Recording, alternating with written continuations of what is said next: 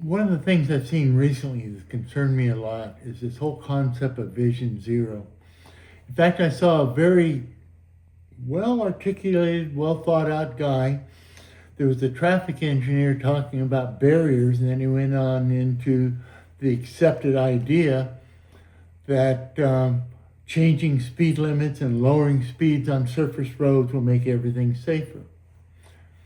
Well, the problem with all that is we have 70, 80 years of research looking at before and after speeds, accident rates, human behavior, what happens when you change things. And none of the current concept is true, except it's what they have to say to negate 80 years of research.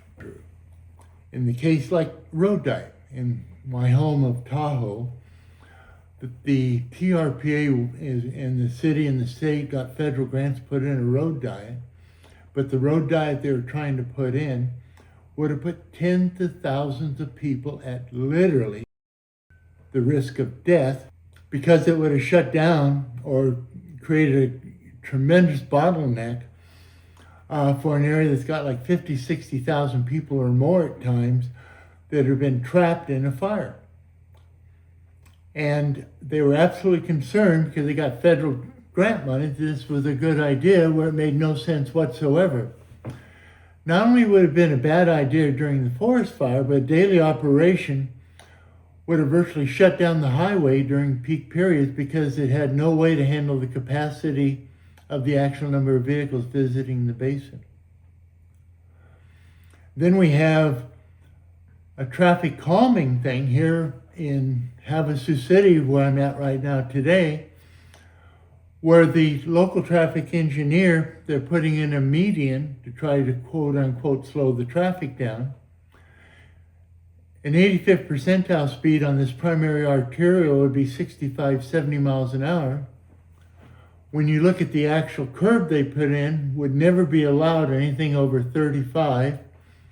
It encroaches into the traffic lane at least a foot, so the road on the number one lane is probably down to 11 feet or less. And since they've started working on this project, hundreds of vehicles have been literally destroyed.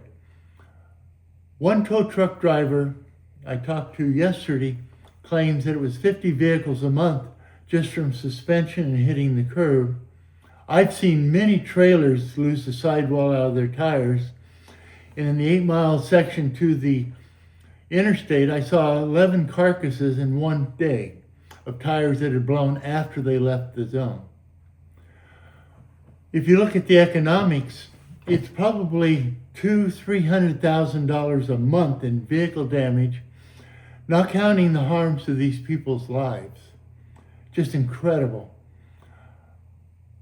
Everything you hear about this is being done in the absence of safety because some of these engineers out there think they know better. They know that 70 years of research that has shown the before and after and the effects don't count anymore because they know better. They're saying because people are riding bicycles now that things have changed.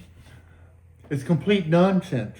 That what they've done is gone completely away from those things that we know make us safer to facilitate things that even when they prove wrong, the bad results never get published to protect their interests.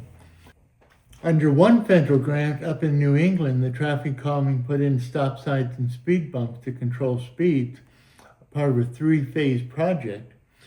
And the accidents and the amount of pollution increase during that section of roadway on the first segment, they canceled 2, but never reported the consequences of how bad it was on the first one. And that's been the common practice. I saw a study in Spokane. I saw many, many studies where the Vision Zero or the traffic calming or the lower speed limits are supposed to solve a problem. And in every case, they increase the problem, but they never get reported. Then you see another report out of Montana or some other place showing that the prior research is totally valid, and they don't report it either.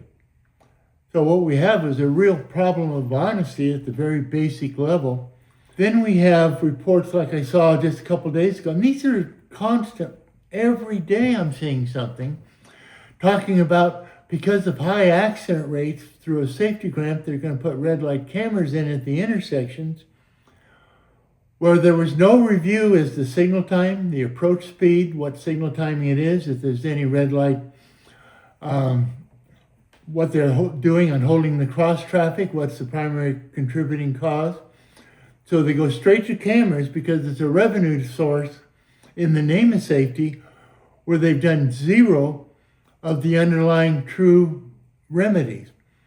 A few years back in Michigan, the AAA had a independent research group that did a research on intersections and how to improve safety.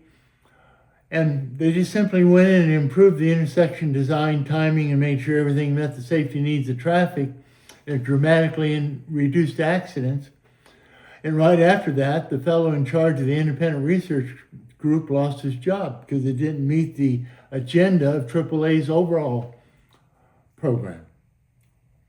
So this whole thing has become crazy beyond belief.